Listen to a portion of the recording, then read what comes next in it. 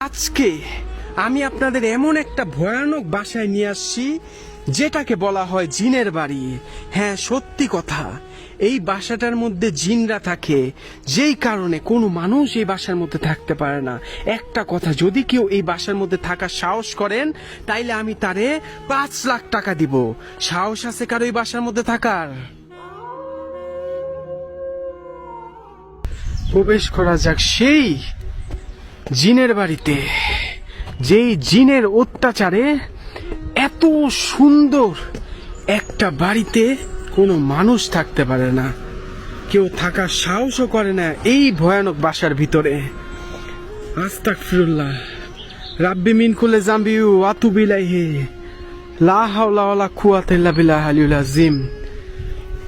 প্রায় 8 থেকে 9 কোটি টাকা দিয়ে বানানো হয়েছিল এই বাড়িটা, যেটা কিনা এখন